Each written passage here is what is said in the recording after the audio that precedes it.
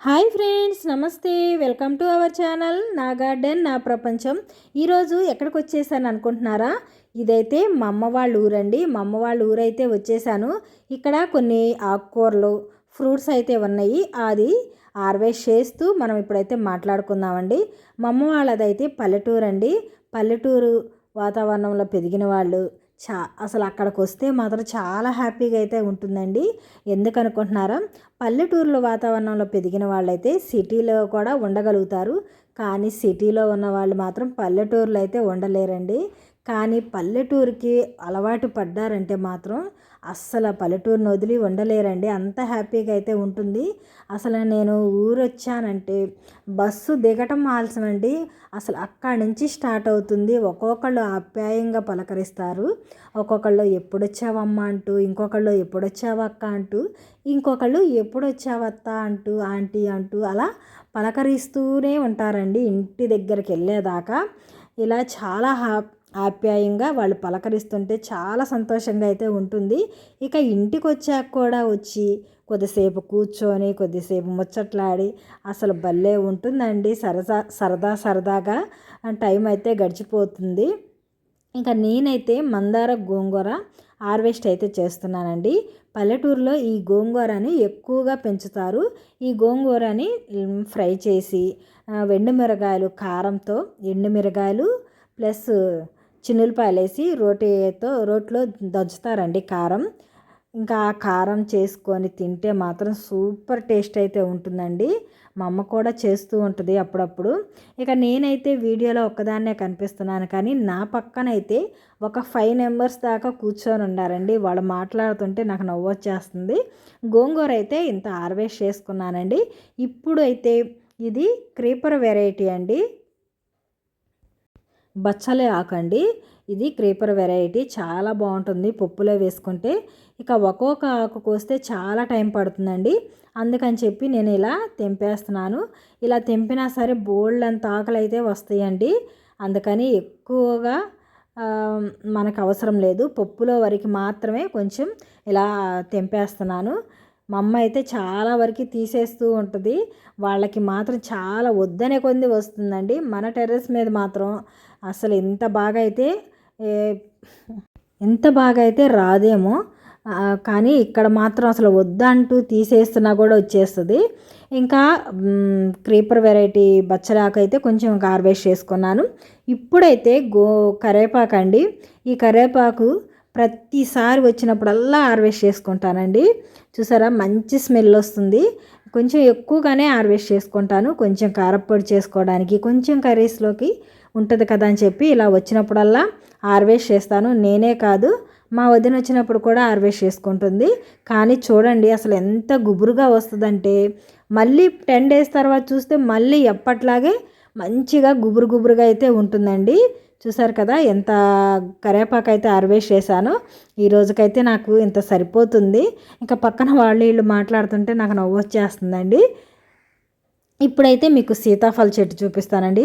చూసారా, ఇక్కడైతే ఒక కాయ ఉంది. చాలా మంచి సైజ్ అయితే అయ్యిందండి. చాలా ఫ్రూట్స్ వచ్చాయంట ఈ సంవత్సరం.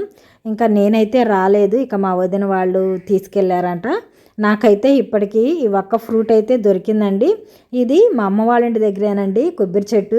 చూసారా ఎన్ని కాయలు ఉన్నాయో, లైట్ ఆరెంజ్ కలర్లో ఇన్ని కాయలు ఉన్నా కానీ మనం ఒక్కటి కూడా కొయ్యలేమండి.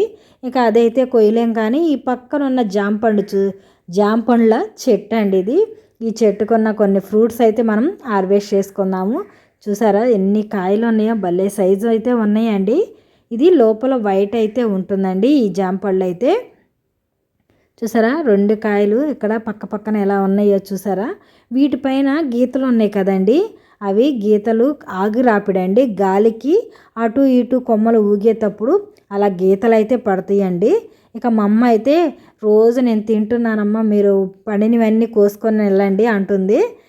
చూసారా, పల్లెటూరులో ఇంకా వీడియోలో కనిపిస్తుంది కదండి కింద, అది తొట్టె అండి. తొట్టెలో వాటర్ పట్టి అలా పెట్టుకుంటారు వాళ్ళు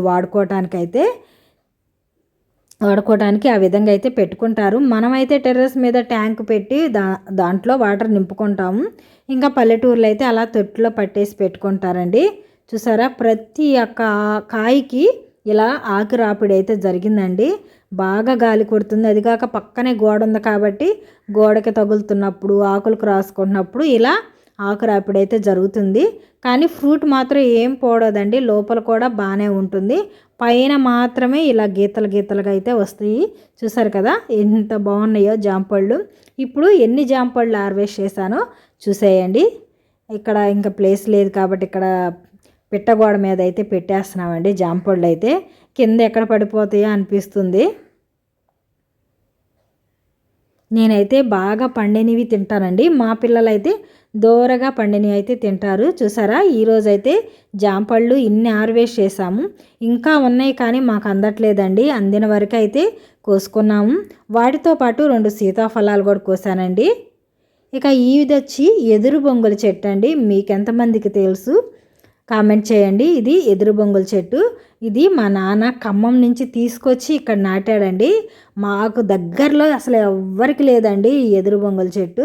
చూసారా ఇక్కడ కనిపిస్తుంది, ఇక్కడ 3 కనిపిస్తున్నాయి కదా, ఇవి కొత్తగా వచ్చాయండి.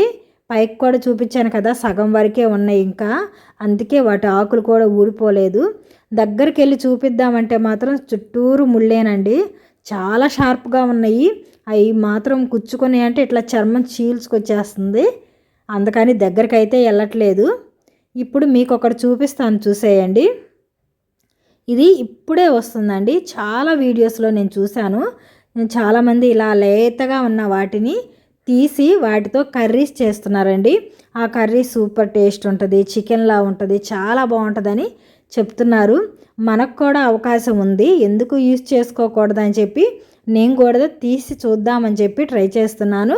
ఒక చేత్తో వీడియో తీస్తూ ఒక చేత్తో తీయడం అయితే చాలా కష్టంగా ఉంది. తీసి ఇప్పుడు మీకు చూపిస్తాను ఎలా ఉందో. ఇదిగోండి తీసాను. ఇదంతా గట్టిగా ఉందండి. ఇక్కడ చూసారు కదా, అదైతే మాత్రం స్మూత్గా మెత్తగా ఉంది. కానీ ఈ కొంచెమే ఉందండి, అనవసరంగా తీసేనేమో అనిపిస్తుంది. మళ్ళీ ఈసారి వచ్చినప్పుడు చూపిస్తాను ఈసారి ఎలా ఉందో. ఇప్పటికైతే నేను తీయట్లేదండి, దీన్ని ఇలాగే వదిలేశాను. ఇక మా అమ్మ చూస్తే ఏమంటుందో ఏమో. ఇక ఇక్కడ చూసారా చాలా బాగున్నాయి కదా ఎదురు బొంగులు అయితే. ప్రతిసారి వీళ్ళు అవసరమైనప్పుడల్లా ఈ ఎదురు బొంగులు అయితే వాడుకుంటారండి. ఇది మా నాన్న నాటాడు. మా నాన్న అయితే ఇప్పుడు లేడండి, కానీ ఆయన గుర్తుగా మాత్రం ఈ మొక్కలు అయితే ఉన్నాయి. ఇవే కాదు చాలా మొక్కలు మా నాన్న నాటాడు. చూసారా ఫ్రెండ్స్, మనం నాటిన మొక్కలు మనమే కాదు మన తరతరాలు కూడా చూస్తారు. ఇప్పుడు మా నాన్న నాటాడని మేమంటున్నాం, తర్వాత మా పిల్లలు మా తాతయ్య నాటాడని, తర్వాత వాళ్ళ పిల్లలు మా ముత్తాత నాటాడని, అలా మొక్కలు కూడా మనకి జ్ఞాపకాలను ఇస్తాయి భూమి మీద. ఈరోజైతే నేను హార్వెస్ట్ చేసిన ఆకుకూరలు ఫ్రూట్స్ ఏమేమి ఉన్నాయో ఒక్కొక్కటిగా మీకు చూపిస్తాను ఫ్రెండ్స్, చూసేయండి. ఇదైతే మందారం గోంగూర అండి. ఇంకా సీతాఫలం అయితే ఇన్ని దొరికాయి. దొరకడం అంటే హార్వెస్ట్ చేశానండి. ఇవి జాంపళ్ళు. ఇదైతే క్రీపర్ వెరైటీ బచ్చలి ఆకండి. ఇంకా ఇవైతే కరేపాకు. ఇంకా ఇవైతే మా అమ్మ వాళ్ళ ఇంటి దగ్గర హార్వెస్ట్ చేసినవి. ఇవి మన టెర్రస్ మీద పండించిన వెజిటేబుల్స్ అండి. లాంగ్ బీన్స్, గోరు చిక్కుళ్ళు, వాక్కాయలు, గోంగూర, ఇంకా బెండకాయలండి. ఇవన్నీ నేను అక్కడి నుంచి తీసుకొచ్చాను. అక్కడి నుంచి నేను కొన్ని వెజిటేబుల్స్ తీసుకొచ్చి ఇక్కడి నుంచి ఫ్రూట్స్ ఆకుకూరలు అయితే తీసుకెళ్తున్నాను. చూసారు కదా ఫ్రెండ్స్ నేను చేసిన హార్వెస్ట్. ఇక ఈ ఫ్రూట్లు అయితే బాగా పండాయండి, చాలా మెత్తగా ఉన్నాయి. ఇంకా నా చేతిలో ఉండదైతే ఇంకా మెత్తగా ఉంది. ఇక అందుకని ఒకసారి ఓపెన్ చేసి చూద్దామని చెప్పి ఇలా ఓపెన్ చేస్తున్నాను. ఇక ఇంటికి తీసుకెళ్ళేలాక ఇంకా మెత్తగా అయిపోతుంది. ఇప్పుడైతే నేను మా అమ్మ వాళ్ళ ఇంటికి ఎందుకు వచ్చానో చూసేయండి. ఇదిగోండి మాకైతే ఒక బుజ్జి దూడ పుట్టింది మా గేదెకి. దీన్ని చూడటానికనే వచ్చేసాను, కానీ పాపం వీళ్ళ అమ్మ దీన్ని దగ్గరకు తీసుకోవట్లేదండి. ఇక మా అమ్మే దీనికి అమ్మగా మారింది. దానికి ఏమైందో తెలియదు, పాలు తాగనివ్వట్లేదు, దగ్గరికి రానివ్వట్లేదు, పొడుస్తుంది. పాపం మేము బలంతాన్ని పంపిస్తే పాలు తాగటానికని కాలుతో కొట్టేసింది. దాని ముక్కు మీద బ్లడ్ కూడా వచ్చిందండి. చూసారు కదా ఎంత క్యూట్గా ఉందో. బుజ్జి దూడ ఇటు రానంగానే నా దగ్గరికే వస్తుంది. ఈ వీడియో కానీ మీ అందరికి నచ్చినట్టయితే లైక్ చేయండి, షేర్ చేయండి, సబ్స్క్రైబ్ చేసుకోండి. బాయ్ ఫ్రెండ్స్, మరొక వీడియోతో మళ్ళీ కలుసుకుందాం.